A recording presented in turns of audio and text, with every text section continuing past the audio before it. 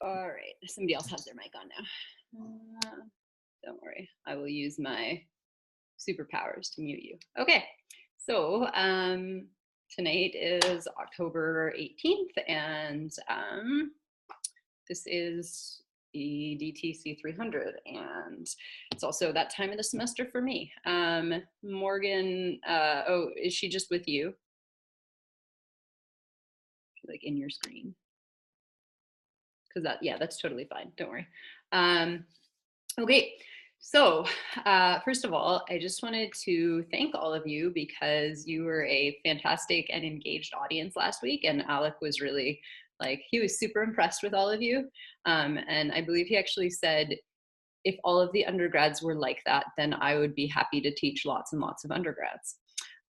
So well done, everybody.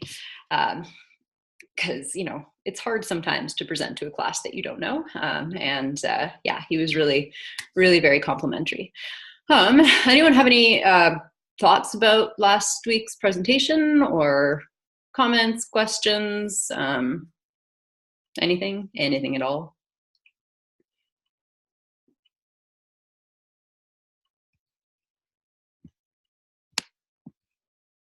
Yeah, the video at the end was it's so heart-wrenching.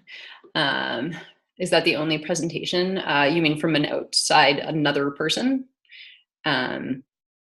So I am gonna see if I can get, so who's heard of Amanda Todd? Anyone? Okay, so, oh, there we go. So Amanda Todd's mother, Carol Todd. So Amanda Todd, in case you weren't aware, she committed suicide after having been really terribly cyberbullied. And her mom since then has been a real advocate for teaching kids to be safe on the internet, but helping them to be positive on the internet, not just I want to get off of the internet forever. She's been really awesome. And she actually connected with my class. And it was a long story related to a troll, and we don't need to get into it right now. But in the past, she has often presented and visited our class. So I'm going to see if I can get her to come again and speak to all of you, because she's really great. And I know she's super busy, but I'm trying to work that out. She's presented in my class 4 or 5 times. So I do know her pretty well, and we're friends on Facebook, and she's great. So I will do my best to bring her. So John, just wondering about your questions. So issues that they're presenting in schools. I feel like a lot of the apps are blocked in schools, right? That's what they try to do. Because I can't imagine that you want your students live streaming while they're walking down the hall. But and we'll talk about this a little bit more later as well. But I think it's unfortunately that's the way that schools often deal with things, is just they're okay, and we're blocking because it's too scary. And that doesn't really teach anyone anything great. So, so I think it's important for, I think the solution to that kind of stuff is more education around digital citizenship, right? Because if the students are informed and they understand the risks and all of that, then they're less likely to use it, and they're more likely to be positive in their use of technology. So, yeah, I mean, generally they try to block them, and that doesn't work really well when you've got students who've got their own phones on their own networks, right? It's just, or they can get around anything. So they try to block them, it doesn't really work, and then at some point, often there's a crisis, and then they bring someone in to talk to their students about being safe. So it's not a great approach that's taken. But I think it's, as young people go out into the classroom and are, talking about digital citizenship, that's really important, because the older teachers are really often not that being old means that you can't be engaged with technology, but often the teachers who've been out there for like 20, 30 years, they're not really into like learning a whole bunch of new stuff around technology. So you'll find that often if you go out into your internship and, you're teaching different lessons, or in your pre-internship, often it's like the teachers will be like, teach a lesson on digital citizenship, because they figure that you know stuff because you're young. So you can be prepared for that. Yeah, and Shalene, you're absolutely right? Like it doesn't do any good to just block things, because there are all sorts of sites like YouTube that you can use in really awful ways or in really great ways. And so I really do think it needs to be an educational thing instead of a kind of a, we're going to block this, we're going to block that. Yeah. So, okay. Any other questions, thoughts? Yeah, right? Like students get around it. It's like there was something where Australia tried to put up a porn filter, and they spent like millions and millions of dollars on this thing to try to keep young people, like under 18 people, away from porn, and somebody cracked it within like 9 minutes. So it's not like it's not going to work. It's not ever going to work. They'll find another way around it. All right, so I want to share my screen for a second, and then and we're going to talk about a couple things that are on the weekly plans, and then we are going to talk more about digital identity. So where are we? There we are. Okay, so just a couple of quick things first. One thing that I just wanted to say quickly is, yes, I'm on the feedback. I have Treaty Ed Camp happening on Saturday, and once that's done, then I will get you your feedback. I'm going to say by Sunday, late Sunday at the latest. So I am on it. I understand that you really want that probably. So it will happen by the end of Sunday. And if I don't send it to you by the end of Sunday, you can get really annoying and just bother me about it until I do it. But I'm going to do my best to be really proactive and get things done. It's just this week's been a little crazy. And speaking of, the other thing is, anyone here going to Treaty Ed Camp? Anyone heard of it? Anyone have somebody talk to their class about it? Danny's going. You're at work. Jesse and Kendall, that's because you're in my other class. I like it. Mike is pushing it hard. This is something that I started with actually a former student, and we started running this 3 years ago. So this is the third time we're running it, and it's basically a day where we got together some amazing people who are really good at doing treaty education, which is mandatory, right? And so a lot of teachers feel like they don't know what to do in terms of treaty ed. And so this is a day where you've got all these people who present and do really incredible things. This year there are actually 3 things you can go to. So the first thing is on Friday night in the Ed Auditorium, we are having a pre-conference, and the pre-conference is going to we've got 2 chiefs who are coming, and they're going to speak. And then we have a panel that has the leads from the 3 school systems around here. And so they're going to talk a bit more about treaty education. So that should be really neat. And it's Chief Michael Starr and Chief Edmund Bellegarde. Edmund Bellegarde is like the tribal chief of the File Hills Capel region. So, and he's pretty cool. So that should be good. That one, if you want to come, you don't have to register. And then Saturday, there's actually a pipe ceremony at 7 a.m.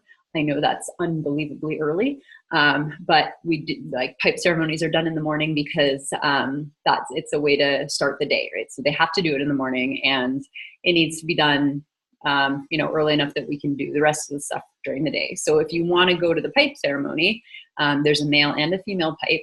I would highly recommend, if you can, to go and experience that. And there will be lots of people who it's their first time, and so it will be less scary. And you'll see in the notes, just if you identify as a woman, then you need to either wear a long skirt or bring like a blanket or a sheet to wrap around yourself. But literally, it can be like you wrap a blanket around your waist. And then just a couple links in there. So if you want to come, again, I'd highly recommend it. Then make sure you register. That's the link there. We have 400 people coming this year, which I'm like somewhat terrified about. The first year we had 150, and we seriously expected to get like 50 people. We're like, nobody's going to come to this. It's treaty education. And then, 150. And last year we had, I think, almost 300. And this year we're up to about 400 registrations, which is like insane. But there will be lots of really cool practicing teachers there. The other thing is, if you want to volunteer, we need volunteers. Volunteering looks good.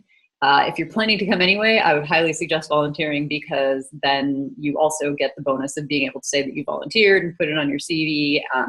And if you're in my class, one of my classes, and you volunteer, I will write you a reference letter saying that you did it. So that's, again, an opportunity, and you can volunteer for different parts of the event. And you still get to go to stuff. And then the last thing is the showcase. If any of you, I'm guessing, since a lot of you are first years, this is not going to apply, but we're basically having an opportunity for people to showcase like resources and work they've done around treaty education. So I know we have a couple of later on students, like later in their program. So that might be something that you're interested in. If you click on the link, it'll give you more information. I don't have any questions.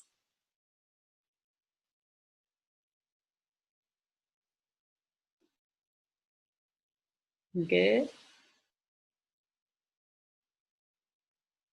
Okay. All wonderful.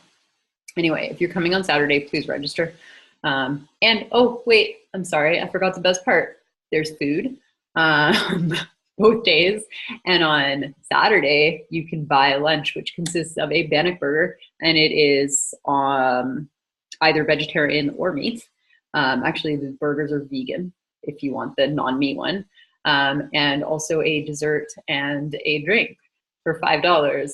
What a steal. Also, we got a bunch of extra bannock because I feel like I just want to sell bannock to people because it's so delicious.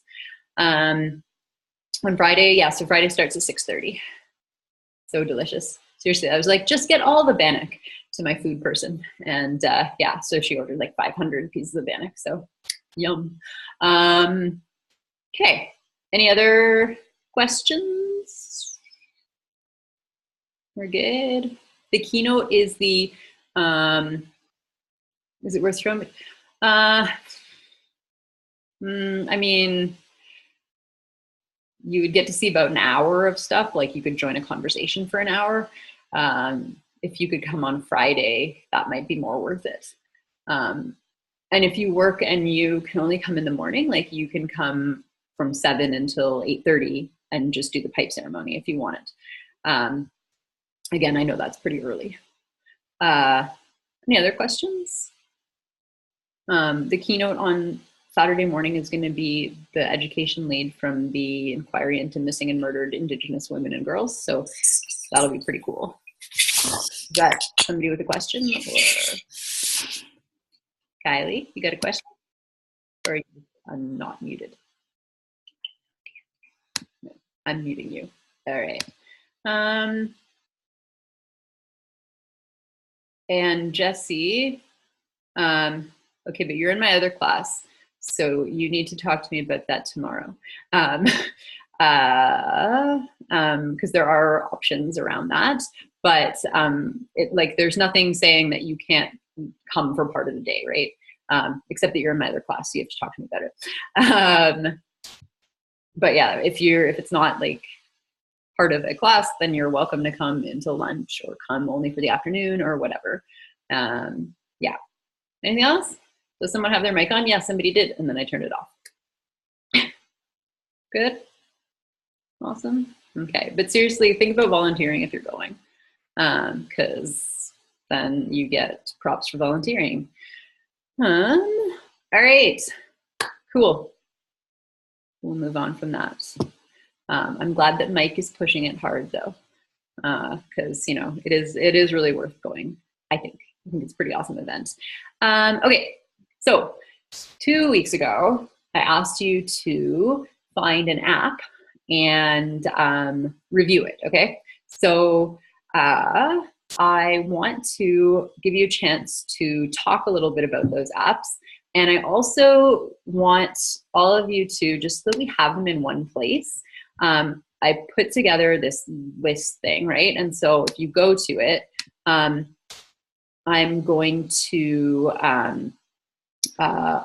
going to ask you to put your name, the app you reviewed, and then the link to your blog post about it, just so that we have one document where we could actually, so that if somebody wants to use a particular app, they can see if somebody's reviewed it. Does that make sense? So basically it'll be all one place and it'll be much easier. Is that it was whatever tool or app, whatever you wanted to review. So some of you I know did extensions. Like I think Webster, were you the one who did the Screencastify? I think so. But yeah, so and you could do it now or in a minute, but just make sure that you put your thing in there, because that way it'll be like a one-stop shop to figure out you know, how a particular app works, which would be, you know, I think useful. Anyway, so Holly, yes, if you want to volunteer on Friday, fill out that volunteer form, which is linked in the weekly plans, and just say, you get to say when you want to volunteer. And yeah, Annie, you must be in Audrey's class. So yes. All right. So what I'm going to do though is I'm going to stop sharing for a minute. Jesse's class. Oh, nice. You're in Jesse's class and he's also making you go. Fantastic. Your class? No, not, no. Instructor. I feel like I'm in a comedy show right now. No, Jesse. Except maybe secretly Jesse is also a prof. I don't know. Anyway, okay. So I'm going to put you in breakout rooms for just like about, I don't know, like 10 minutes, maybe 7 minutes. And just, I want you to share your apps or your tools, just so that we have a little bit of a chance to share, and also to kind of to discuss and maybe tell people which app you did and like what you liked about it. And then we're going to have, when I get you back in here, I want each group to have chosen one app to talk about. And then you can share like the thing that is like your favorite app from the group. Does that make sense? Okay, so, and Holly, if you want to add yourself, you just type on it. It's, you can just type on the form. Okay, and so I'm going to put you into rooms. Let's see, 5 rooms. 6 rooms. Okay, I'm going to put you into some groups, and you can go and chat it up in there. All right. And Webster, you just need to click down, like instead of to, like get rid of the to part and change it to everyone. Anyway, that's how you get out of that. And Kyle, I will answer you after.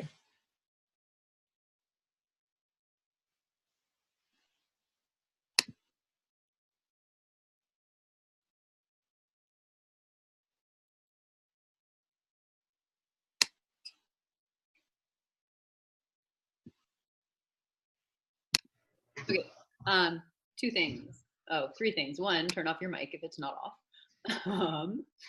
And 2, just to clarify, if you are in this class and not in one of my other classes, then it is not mandatory for you to come to Treaty Ed Camp. It is just highly recommended because it's awesome. But again, not mandatory.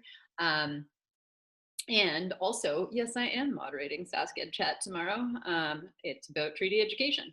So if you are, looking for something to do tomorrow at 8 o'clock, come join us and we'll be chatting about treaty ed.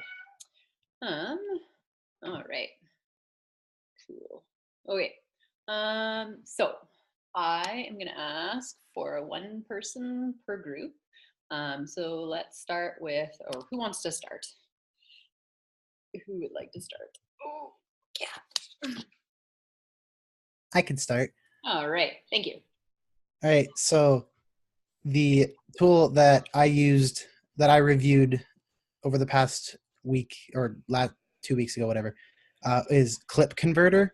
And basically what it is you can take any video from like YouTube or Vimeo or tons of other video sites, and you can put it into this clip converter and you're able to download it to your computer. So you don't have to worry about, dealing with loading it. Maybe your internet's bad or something. It's pretty convenient for that. Plus, you can also convert it to, like, say you only need the audio, you can convert it to just an audio file. Or if you only want a small excerpt, like a 30-second excerpt of a 10-minute video, you can just cut that 30 seconds and you don't have to download the rest of it. I've also had comments on my setup about finance. Yeah, thank you, Jesse. I love that tool. And yeah, when I do presentations, I always download my videos using that because you can download. I find it's better than KeepVid. I find it's a little bit more just consistent. And I love that you can do part of it and that you can also do, like, as you said, the audio only. That's how I get music too, because I'm a bad person and I download music from YouTube. But you can download just the audio file from a music video and then you have a music video. So yeah, awesome share, Jesse. That's one of my favorite tools. It used to be a really good extension and it actually was like, you could have it show up right on the YouTube page, but it's been really glitchy lately. So I just go to the site. I actually did have the extension working. Okay. It's just, all it does is it takes you to the site, so you might as well just copy the URL. Right. So. Right. Yes. Yeah, exactly. It's just as easy to go to Clip Converter and yeah. Awesome. Okay. Thank you for sharing. Next group, who we got? I'll go for our group. All right. Thank you. So we didn't have one that blew our minds, but the one that we all commonly thought we would use most often is Grammarly. Like, we're continuing to use that one. Mm-hmm. It shows us how dumb we are, that little red pop-up, but that's helpful. And ad blocker. Shailene was saying how useful ad blocker is as an everyday one. I used one that was for transcription. I'll continue to use it, but it's kind of a niche thing. There was a cam scanner one that Chris used about being able to make handwritten notes and then take pictures of them and they can become PDFs or other formats. There was a video editor one that Brooklyn used, Animoto, but she wasn't super impressed with it. It was a little bit different than she was expecting. So I guess Grammarly and ad blocker. Awesome. What was the one that was writing to text? Cam scanner. Okay. I'll write it down. I think so. Correct me if I'm wrong, Chris. There's also, this just occurred to me, but there are some really fantastic scanner apps for just like scanning things. If you have an Android, there's like Fast Scanner, and there's a scanner app for iOS that's also really fantastic. And that's what I use now when I need to scan things. It's really great. But there we go. Grammarly will get me through university. Yeah, they are really sticky about their commas though. Like, I feel like they actually have too many commas. Because I'm a bit of like I'm a grammar nerd for sure, and sometimes I feel like they overdo it with the commas. All right. So, who's next? I can go. Thank you. So I did Screencastify, which was the one that Katya kind of previewed a bit that day. And it was because I know previously, like years ago, all the apps for recording your screen were like a big boggy app that you installed to your PC, and it would make your entire computer stall essentially. So I found it cool that there's an extension for that, and it's that lightweight. But essentially, it's as simple as it looks. You click it, it gives you three options. You either do your Chrome tab, your desktop, or your camera. So you can actually record a video like this and have your face, or you could have your desktop and then have your face in the corner and talk on top of your screen essentially. So, and then it just saves it to Google Drive, and you can upload it to YouTube or download it. If you don't have internet, you can do a local recording. So it was really awesome, and yeah. Ooh, I did not know you could do a local recording. That is super cool. Yes, you can. Also, Webster, thank you. You actually say my name correctly. It's so exciting. I love that. Had a friend named Katya. There you go. All right. So yeah, Screencastify is amazing if you haven't tried it out. Who's next? There are two more groups. Who's going to be? You were supposed to have a plan for this. You know that, right? Am I going to have to bring out the names? Because I will. Let's see. Oh, yeah. Sorry about that. Right. I can go for group 4. Thank you. Yeah, we exited out before we decided on one speaker. Unfortunately, we forgot about that part. But I'll just say the 4 apps that we all introduced to each other. I talked for too much time, I think, about Desmos, which I'm sure the math ed people in the class will be pretty familiar with. It's like a graphing calculator type app.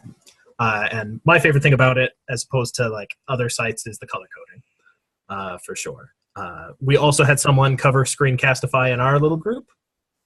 And but I think Webster, gave us a pretty good indication of that. And then Padlet was a third app that a person in our group reviewed, and she really likes it. She's used it before in her field experiences as a way to share information, kind of like we did in the opening class. And then finally, we had Telemoto, I believe was the name of the app, which you can like record your voice along with a little cartoon avatar of yourself on a background. It's just kind of a fun, different way of like giving information. Yeah, thank you. And yeah, it's Telegami, but I feel like you just mashed Animoto and Telegami together. Awesome. Thank you. Thank you for rescuing group 4 indeed. Now we're just waiting for poor group 3. I can call you out if you'd like me to. Who wants to do it? Oh, group 3, come on now. Do I need to say who you are? No, I'll do it for group 3. Why not? We didn't decide on someone, but I guess we probably should have. Thank you. Well, we talked about a couple of things. We talked about Grammarly, AdBlock Plus.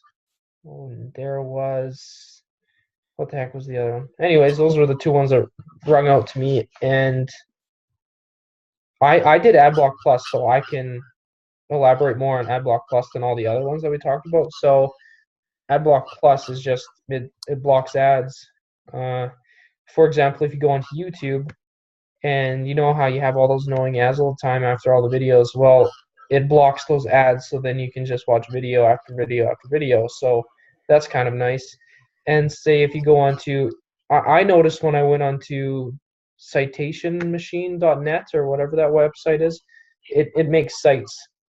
So I went on there, and how they make their money is through ads. So it blocked a ton of ads on there. So that was really nice. But then it sent me a pop-up, and it said, you cannot use ad blocker on this. This is how we make our money. If you want to use ad blocker, you have to buy the $9.99 subscription thing in order to block the ads. So in a way, it's helpful for you, but it isn't helpful for the company that's trying to make money.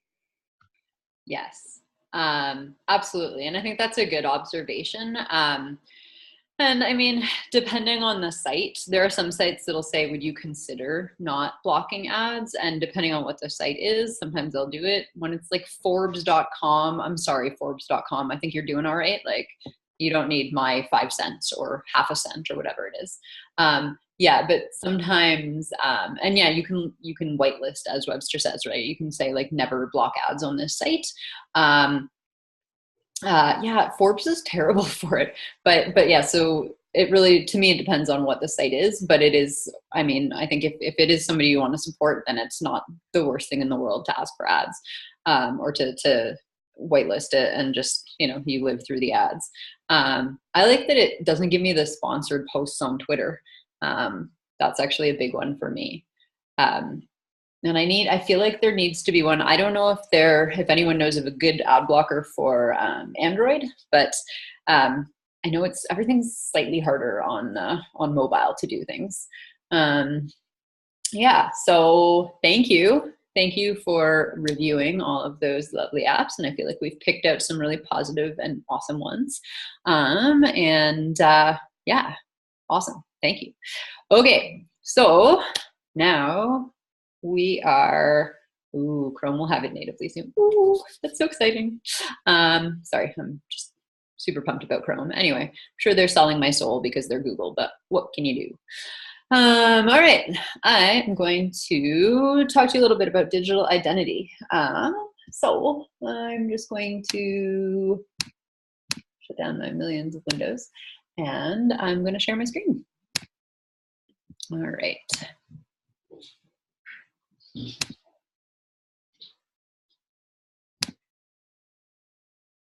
Okay, so here we go.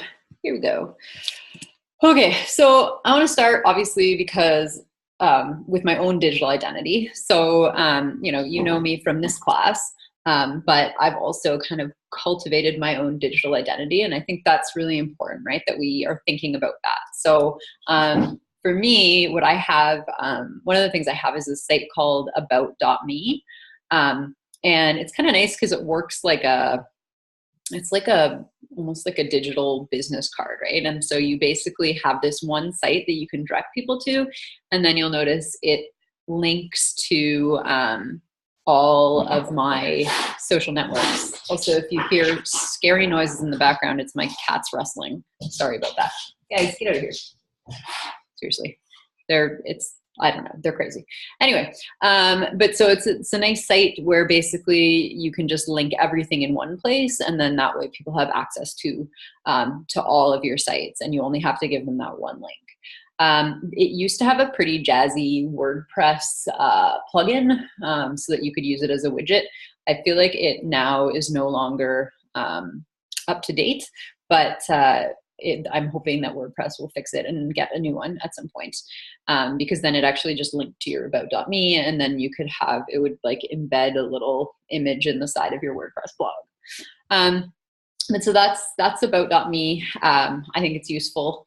And also, obviously, my Twitter is one of the places that you'd find me in online. And so that's, again, a place that I've kind of cultivated my identity on. And then finally, my blog, right? So those are the things, if you search for me, that you're going to get. You're going to find primarily my blog and my Twitter. And, that's kind of on purpose, right? So if you want to find the results about like the Google results that show you that I used to be a math nerd and did a bunch of math contests in high school, you're going to have to scroll down pretty far, right?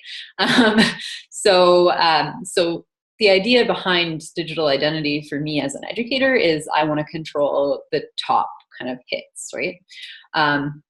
So my question to all of you is, if you Google yourself right now, what comes up? So take a moment and Google yourself, and let's see if anyone, you can tell me in chat if anything fascinating comes up, or alternatively, you can take the microphone if you find something really crazy.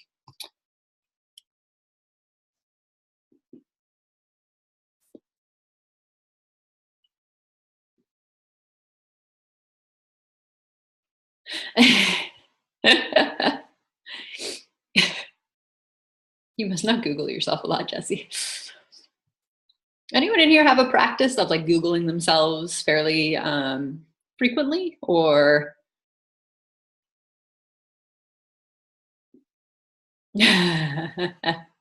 Oh, Webster. Yeah, you are going to have a hard time with that.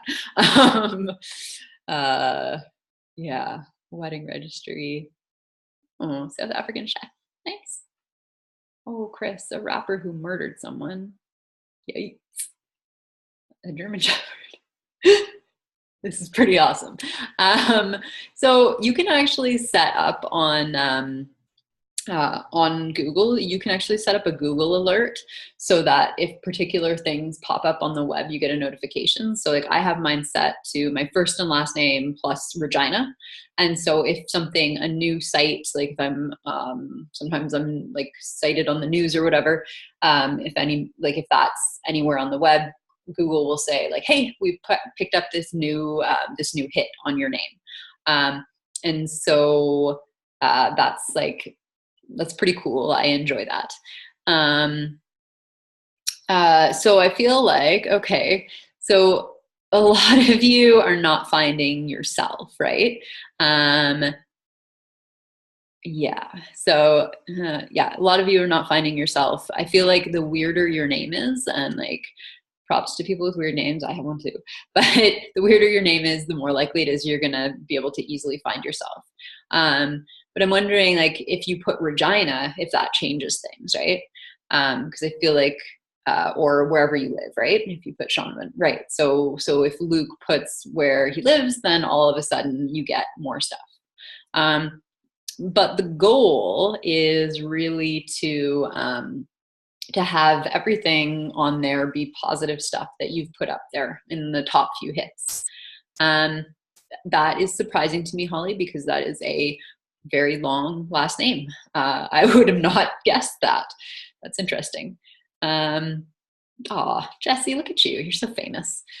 Jesse, tonight we've already learned that Jesse is a prof secretly, and apparently Jesse runs a business. So he is a busy, busy guy. Does anyone know though why Google might not be the best place to figure out what's on the web about you? Anyone know how Google deals with searches?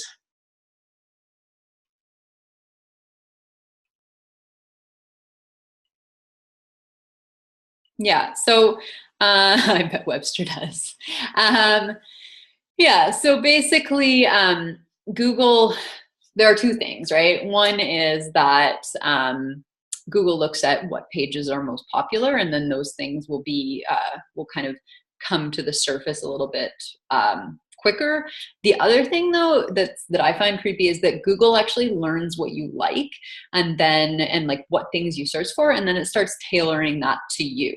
So if you Google yourself enough, then it might start pulling up stuff about you a little bit sooner, right? Because it knows that's what you're looking for.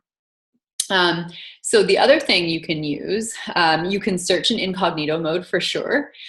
Or if you want to go non-Google all the way, there's also a site called DuckDuckGo. And that site doesn't store anything, right? And so you actually get kind of the virgin search results without any sort of tampering.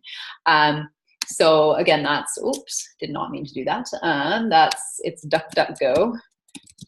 So you should try, I think it's .com, but you should try searching yourself on DuckDuckGo and see if anything's different on there.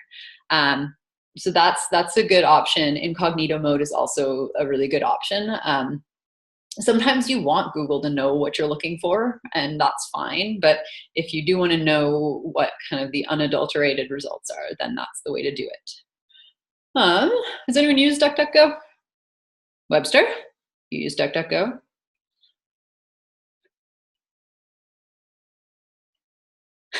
Ah, come on. Oh, so good. Webster's heard of it. Excellent. Excellent. Yeah, it's useful, right? It's useful to not have Google, like, yeah, basically. Um, Luke is still a chef. Good stuff. Yeah, well, I only do it if I'm really trying to get something like different, right? That's interesting, Shalene. Okay. Yeah, so I mean, Google's a weird place, right? And internet searches are a weird thing. Like, it also will show, if you search for my name, it shows pictures of anyone I'm like connected to on Google Plus, which I find a little weird. But that's one of the things that pops up there. So it is interesting how these things are filtered and kind of weighed. So, okay, so, I think it's important to get into the practice of, making sure that you know what's online about you. So I'm going to talk about, why we care about digital identity. Like, why is this super important? So, one reason is just that having an online self is really important. So, for instance, there have been studies done that basically have found that if you don't have a Facebook or a Facebook account, then you're considered to be suspicious. Like, people are like, what's wrong with this person? So I don't know, has anyone, I assume everyone's like you've Googled someone before, you met them, maybe you went out on a date and you Googled them. Like, how would you feel if you were trying to possibly like date somebody and you couldn't find them online? Like, what would your thoughts be?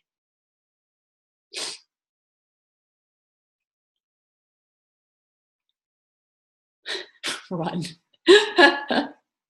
Right, like, I think it would be weird, right? You'd be like, why aren't you online? Like, how are you living in some sort of weird, crazy land that you aren't on the internet? Like, it's almost impossible, very private. It would, yeah. And I mean, okay, this one happened to find that if it's Facebook that makes you suspicious if you don't have it, but I feel like having nothing online would be even just like really weird. But so this is kind of interesting. And Luke asked, is it better to have nothing than negative stuff?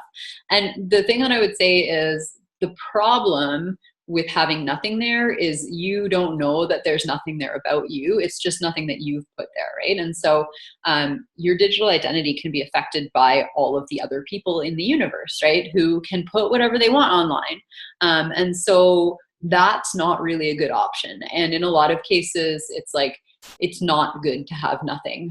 That people do think it's weird. If you're looking for a job, all of that, like, it's it just is deemed suspicious. Even though, but see, Luke, I feel like nobody lives that amazing of a life that there isn't something that could be taken out of context, or somebody just lies about you because they don't like you, right? So you want to try to kind of outweigh any sort of wonky results. I have not seen your life, but yeah, exactly, with Alec, right? Like, Alec needs to make sure that he is at the top of everything, right? Because otherwise people are going to think that he's an engineer in, wherever. So it's really, like, again, it's important to be kind of on top of what's out there and know what's out there. And we also know that for young people, this is super, super important, right? So high school students, a lot of them are building digital portfolios instead of creating a resume, right? And in this class, I'm encouraging you, or I'm telling you, to make an online portfolio instead of having like the box of stuff that you bring to to your interview or whatever. And I know that there have been students who've had really positive feedback from their co-ops who looked at them online first and were like, oh, that's great, I'm so glad that you have all this cool stuff online. It's really nice for people to be able to find like this professional stuff about you. Annie, you have to send that afterwards. You post whatever it is to the Google Plus community so that I can see it too after. And I think it's like also people being hired. So not just getting into university or whatever, but getting hired in a lot of ways is like contingent on your social network profile. So it's really important to be online and to have positive stuff, right? Because employers are definitely going to look at you. they're going to look at where you are online, and it's important that you know what's out there. So that's one reason why digital identity is super important. Another is like just the fact that on and offline spaces are like they've collapsed into one in many ways, right? So this is a term coined by Nathan Jurgensen, and it's one of the things I'm actually going to ask you to read this week. But basically, he talks about how there's like the trying to separate on and offline is a digital dualism, and it's like it's not real, right? It's not a thing anymore. It's really not possible to separate your online life from your offline life because they just are so enmeshed. And so this is from that post, right? The idea that we're, that these are two different spaces, and often that like we have this idea that the offline world is like the real world where we can be genuine or whatever. But really we have like this life that is lived in both places, right? That, Facebook is part of your real life. It's not some extra thing that's added on top of it. And that makes it really hard for students if you're like, turn off your cell phone and, oh, you were getting bullied online, so I'm just going to take you off the internet. Like that's not productive for kids because they do live in these spaces. And so they really, like, you really can't just tell them to disconnect as a way to deal with problems online. So you need kind of a digital identity for job purposes, etc. You need, it's important because it's impossible to separate those two things. Also, as I kind of was alluding to before, like it's hard to control your digital identity, right? And there are many reasons for that. So, for instance, Facebook, I assume most of us know Facebook runs off of algorithms. So you don't see everything on Facebook, right? Anyone heard of this one before? By the way, somebody has a mic on. So, privacy. So basically Facebook decides Facebook decides what it's going to show you, right? So Facebook doesn't just give you every single thing that your friends have posted. Facebook's like, what does this person like to see? Oh, they like cat videos. Let's show them lots of cat videos. And basically it tries to make you happy, right? By showing you the stuff that it thinks you're interested in. And it takes all sorts of data, right? So even like, if you hover over posts for longer, it's recording that. If you start typing a status and then you delete it, Facebook has recorded that, right? And then they're using all of that to figure out through an algorithm what they're going to show you. And so what makes it really scary is like Facebook decides what your friends see about you, right? And so if Facebook decides that your friends only care about cat videos, then even if you are a passionate, social justice advocate, it may come across that all you care about is cats because Facebook's like, well, your friends don't actually want to see that. So that's kind of creepy, right? So Facebook actually has this stake in our digital identity and is able to kind of make you out to be whatever it wants you to be and whatever it thinks your friends want you to be. So that's super creepy. There's actually a really interesting article about somebody who liked everything on Facebook for 24 hours and it just killed the algorithm. And it was like just everything was confused, right? Because this person was liking, super left-wing posts and super right-wing posts. And then it affects your friends based on like your friends will then start seeing weird things if you start liking everything. And it's like, it just is totally out there in terms of how much you can mess that up. And apparently if you aren't on Facebook very much, then when you get back on, it's really like, it's also pretty wonky as well. So it's a co-author, as the quote says, it's a co-author of your identity, which is kind of freaky. And even something like gender, right? So Facebook for the longest time, all you could pick was male or female as a gender. So Facebook was also kind of defining identity right there, right? Like basically Facebook was saying like the only gender that you're allowed to be is one of these two. And so at some point, Facebook made a move to have like 49 or whatever, 49 different genders or something like that, and a free form, right? And so you can write your own in, or you can pick one of the 58 things that they now include. And so all of a sudden, gender identity becomes more fluid, right? Which is pretty cool, but also weird that we had to wait for Facebook to decide to put that in there in order for people to express their true identity. So that's, again, like Facebook is basically giving us an option of what we can be. Anything where you have to choose check boxes is basically like, it's Facebook saying, here are the only acceptable identities, which is kind of a weird thought. And we know, and I feel like this Venn diagram, especially because we got some math majors in the crowd, is a good one, right? Internet and privacy, they do not mix at all, right? So you don't know, like, you can't control what companies do. You can't control what other people do. These things do not intersect. And so just as an example of someone who this kind of is particularly like notable for. Anyone know this name? Ghislaine Raza?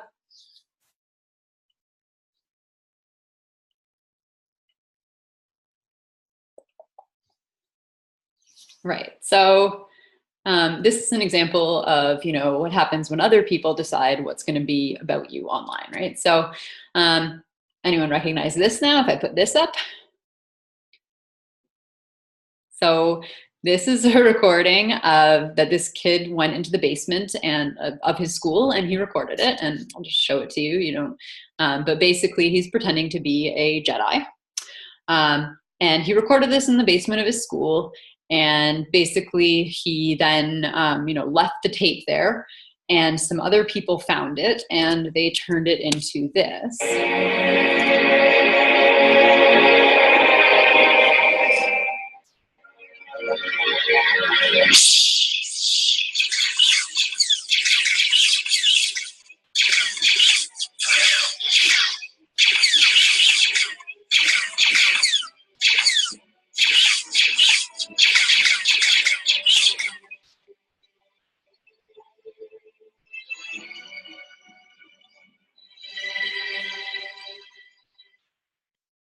So how many people have seen that? Definitely there are some out there. So that's the Star Wars kid video. So basically this particular video was put up, it was shared online in I think 2002 possibly, which is before YouTube. So that is really, really, that's an important thing to know, because before YouTube, it was really, really super hard to share things online, because you had to upload a file and then you had to share it on email or however you were going to do it, but you couldn't just post it and have people be able to see it. So this is a lot of effort to share this, and it was shared by before YouTube even existed. It had been shared more than 1 billion times. Okay, so basically this thing went viral before it was really easy for things to go viral. And so not surprisingly, this guy, Ghislaine, was not super happy about it, right? Like, he did not want to be depicted in that way. And he basically was harassed and made fun of at school. His family ended up filing a lawsuit against the people who basically who had created this particular video, because he ended up in psychiatric care and just had a pretty rough life of it, right? And to the point where he just kind of hid online for about 10 years, right? And then finally came out for the first time 10 years later to talk about that Star Wars kid video. And it turns out he's now a lawyer. So I don't know if he's going after people like that, but it just makes the point, he didn't choose that, right? He had no intention of that getting shared online. It was meant to just stay in the school basement. And yeah, and so he's become a bit of a like an advocate around bullying. And he's from Quebec. But so that's, I think, one of the big early examples of something going viral online and just being entirely outside of this guy's control. And I think, when I talk to kids about this, I talk about how, it's fun to share something like this, but we think like, would you like it if people shared that and it was you in the video and they didn't ask you about it? And kids are actually pretty like sympathetic to that, and they're like, okay, that would really suck if that was me in the video. And so I think it's important to get students thinking about things like that. Like, what's the consequence of me sharing this? This is a video, it's hilarious, sure, but what are the consequences of me sending that out to more people? And I think that's important, that we teach students to be critical and to think like, hey, like, who is this going to affect negatively? So that's one. He didn't get the ad revenue though. So that's one example, like a really kind of poignant example. And I guess the other thing that I want you to think about in terms of online identity, and then we're going to do an activity, is that it's a permanent record, right? It doesn't go away. So Seth Godin, who is like, he writes on a blog and whatever, but he talks about personal branding in the age of Google. So he talks about how basically he was looking for his friend was looking for a housekeeper, and they ended up, I guess, Googling each of these people who applied, and each of the people had something that they did not like. So binge drinking, right? And one for shoplifting, and one for I'm applying for some menial jobs that are below me and I'm annoyed by it, right? So Seth says, like, basically, everything that you do, if you look at the bottom there, everything you do ends up on your permanent record, right? And the best thing to do in as his idea is, like, basically, like, you put so much stuff on Google that there's lots of good stuff, and then and you always act like you're on Candid Camera, which maybe is a reference that's lost on some of you. Does anyone know? Do people know what Candid Camera is still? It's like when they like secretly video record you, right? And it was this big thing, and then they'd be like, oh, you're on Candid Camera and we've just recorded you doing something silly. I feel like it's not as much of a thing now, but I think the idea there is, like, you overload Google with as much good stuff as you can. And I think it's important to consider this around students, right? Because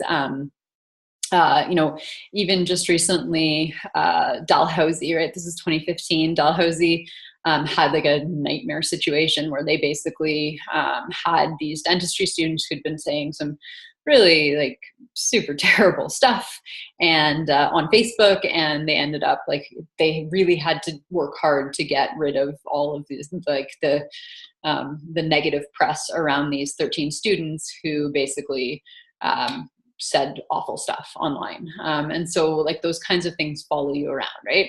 Even like the Saskatchewan job. So that's, if you haven't heard of it, it's like, apparently you can get hired to go around and just like wander around Saskatchewan and then write about it for a summer. And so this one guy, Nathan, was going, like, he was in the running, he was one of the finalists, and then this video surfaced of him from when he was 17, like before he was of age, and basically he was at a Rider game and he was singing a not family friendly song, and so he ended up being like kicked out of the competition for something that happened before he was even of age. And that's kind of an issue, right? Because if you're a kid and you commit a crime, basically, that'll be expunged from your record at some point, or it'll be like sealed, right? Because it's your juvenile record. But if it happens on the internet, like, there's nothing you're going to do about that, right? So, for instance, people who, like this girl, torched a cop car during the Vancouver riots, and Basically people like found her by looking on social media. And then this kid too, Nathan Kodalak, like he was on, like also got kind of found out by social media. Like people were like, who can identify this guy? And he's got just like a horrible rap now because basically just because he happened to be caught on film, and even though he was underage, still kind of is going to get screwed over by it, right? And that's never going to get expunged from his record because it's on the internet. So, yeah, so basically he had to apologize to everyone. And again, 17-year-old, like that should be a juvenile thing. His name should not have been released, but because it's the internet, you know, that's what happens. Yeah, I mean, and right. And it is like, to be fair, yes, a big deal. But I think it's interesting to just consider that, like, if this had happened before the internet, the consequences would have been totally different. And we would have been able to say, like, you could say this is a, you know, this is an underage person. They don't have the frontal lobe in order to make good decisions, right? And so there was a little bit more protection for young people, you know, to make bad decisions in their youth, right? And now they don't get that anymore. And so, you know, yeah, I mean, you don't have to be a smart person, but, you know, I do feel like there is a point to understanding that kids sometimes do some really dumb stuff. You know, clearly don't light cars on fire, but also, like, you know, there's really no ability to be like a stupid, dumb teenager. Yeah, cop car also poor choice, right? Yeah. So it is interesting just to think about how things now, like, it doesn't matter if you're underage, like, it's still going to get out there. And so you see lots of kids who are just like trying to do things like Snapchat, which is not, you know, the magical thing that people made it out to be, right? Like, they still keep copies of things. It's still a little bit sketchy. But it's so popular with teens, I think, in part because it is a place where they can, you know, make mistakes, and they can, you know, be kids and not have it be, you know, a permanent stain on their digital identity, or like they can send a silly picture and it doesn't matter. And so Snapchat, you know, is kind of taking advantage of that. But in Europe, interestingly, so in Europe, if there's something online about you and you feel it's not representative of who you are, you can actually petition the courts to get it taken down. We don't have that here, right? And so we don't have the ability to get things taken out, even if they don't make sense. Like, if something is on the internet and it's not true, or it happened 20 years ago, it's great that Europe has it, but I doubt that we're going to get there. And so it really is like, it's a permanent thing if you mess up, right? Like, if you mess up online, that's kind of it. And so, I mean, there is some argument to say, like, we need to start thinking about, like, how do we reimagine, you know, messing up online in a world where everything is recorded all the time, right? And so maybe we need to rethink the fact that, like, we need to just understand that young people make mistakes, and everyone makes mistakes, and you know, and maybe we can't hold everything against everyone. There's actually an awesome Onion video, so it's satire, but about how, you know, it's 2040 and they can't find a single person to run for Republican presidency, because, like, as a Republican, because everyone has something bad about them online. And I think that is true, right? Like, and if you were lucky enough to grow up before everything was recorded, you probably escaped having some silly things online. So what I would like to do, and we'll talk about some other ridiculous things around online identity next week as well. But what I want to do is we're going to actually practice cyber sleuthing, aka stalking people online to see what their digital identity says about them. So what you can do is we're going to go to this document, so bit.ly and then /edtech, so EDTC October 18th. So I'll just put that in there, and then I'll show you in a second. So basically, we're going to practice doing this, and then you're actually going to cyberstalk somebody, a partner, in not a freaky, creepy stalking way, but you're going to cyberstalk a partner as your blog post this week. So I just want to show you what we're going to do. So this is an activity. You can see it in the weekly plans, something that Alec and I have used. Like Alec came up with it a long, long time ago.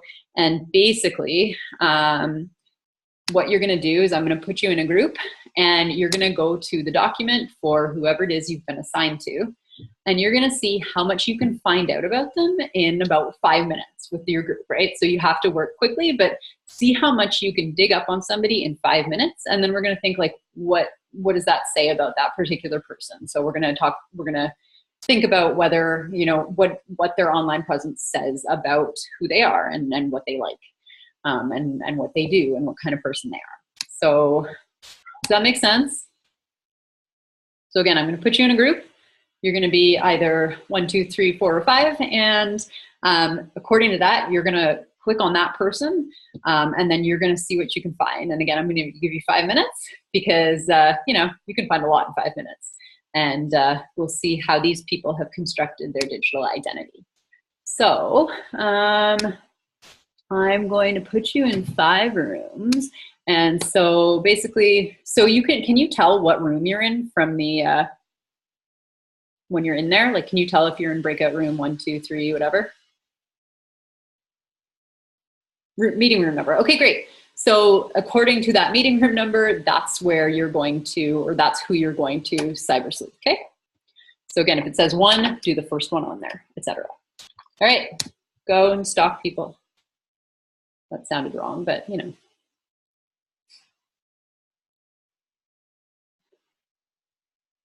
All right, we got 7 seconds. Do you need volunteers for for Friday to do kind of what we did last year too? Yes. Yeah. Okay. I'll probably come by for that then. Yeah, that would be great. Just sign up on the form so that Lacey knows. Yeah. Oh yeah, no, I will. I just wasn't sure if you would or not. Yeah. We need volunteers. There are like 400 people coming, so. All right, so you had a little bit of time, and let's start with group 1. And you don't need to tell us, I'll share my screen so everyone can see it. You don't need to tell us all of the things you found, but can somebody give me kind of a summary of like what generally kind of what type of person this is based on their digital identity, and whether, you know, it was like whether they were easy to find, hard to find, that kind of stuff. So who's number 1? Group 1 rather. Here, I'll do it for group 1. Thank you. Okay, well, this guy, he does have a lot on the internet. Uh-huh. Like, honestly, most of the information we found was from his biography from the 2 books he wrote. Uh-huh. We couldn't even find his birthday, but we know he lives in Moose Jaw, so, I mean, got that. But, like, he has a blog, but he has Twitter and Facebook, but there was really nothing nothing personal there. It was a very, like, professional page. Okay. That's about it. Okay. And yeah, okay, so he didn't have too much stuff, sure. But there's lots of stuff, yeah, on his biography. What's funny is this guy, like, he used to blog more, but he had written something about something like inspirational the beginning of the school year. And just recently there was a principal in New York who got in trouble because he plagiarized an entire blog post and gave it to his teachers as like, yeah, Dean shared it and I was just dying. Like, it was all of the blog post except for the part that was like, remember that sometimes administrators make mistakes. Like, they left that part out. I'll share it in the Google Plus video. It's hilarious. But yeah, he just plagiarized the whole thing. Not him, not Dean, but the principal. All right. So who's next? Number 2, what do we got?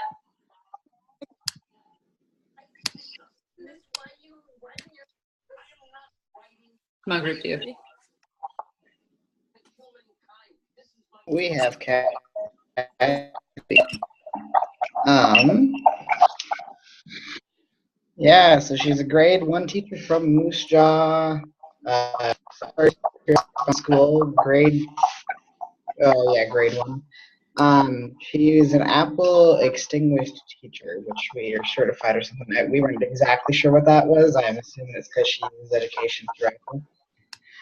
I found her Facebook, and I know she has 4 kids, and she's been to Venice. She's a U of Sask grad, 1976 to 80. She's on Pinterest, Flickr, LinkedIn, Facebook, Twitter since 2008. Published a book in April 2013.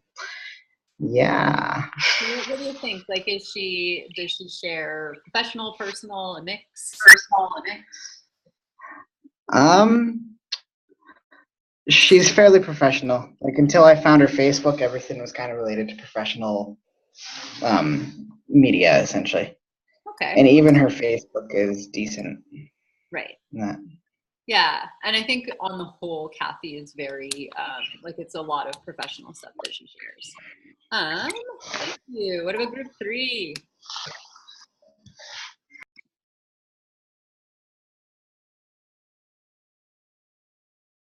Let's go group 3. Oh, group 3. Why are you always hiding out? We had Kelly Christofferson. He was a teacher for 10 years in the middle years. He was a vice principal and principal for 12 years. 8 children, ages 4 to 21 years. He's from Regina. He plays Bee. He's interested in Star Wars, and he's a McFarlane collector. We found him on Twitter, About Me.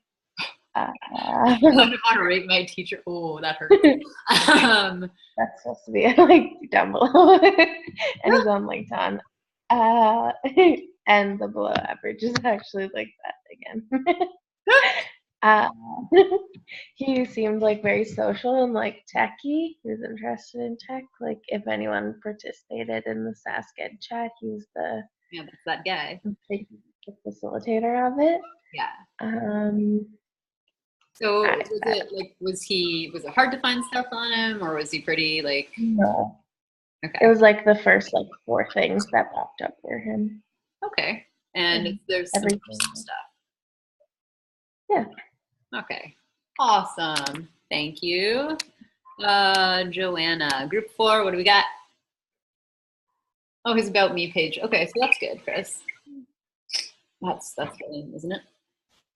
All right, yeah. Joanna. Okay, I could talk. Thank you. Okay, Joanna, she's in education. Right now, she's a consultant for digital fluency with the Saskatchewan board. Before that, she's an educator, and then before that, a librarian and a ministry assistant. She's still working in Regina. I also found her government email address. She was up for the 40 Under 40 award. And then on her Facebook, I could see that she just got married in June to Jeremy Moore. She's still resides in Regina. She's a French immersion educator, and she studied at the U of R. That's where her degree's from. All right. And so in general, like lots online, not so much personal, professional? Her Facebook, like you could tell that she we're not friends, so you can tell that she makes a lot of things private. So there wasn't a lot up there. So obviously she's probably really proud of her marriage. So that was like one thing that she put up public. All right, cool. Yeah, and I think she's on the whole, mostly a lot of professional stuff. Cool, last group, we had Alec. All right, so yeah, we creeped on Alec.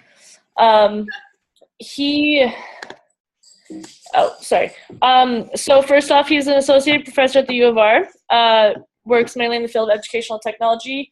He lives in Regina, has some children who he like posts about on his Facebook, but that's really all we could see. He's on a lot of different social networks, so Facebook, Twitter, blogs, dating websites, LinkedIn. The dating He, websites for the are most a joke, to be clear. yes, dating websites are a joke.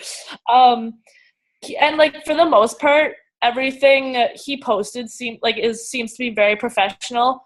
And I don't really think he's an overshare or an undershare. Like the most of the stuff that he shares, it's not like he shares every little aspect of his life. It's all things that are very professional. And he still posts enough to keep like a very good to keep people like in the loop in what he's interested in and stuff. So nice. All right. Thank you.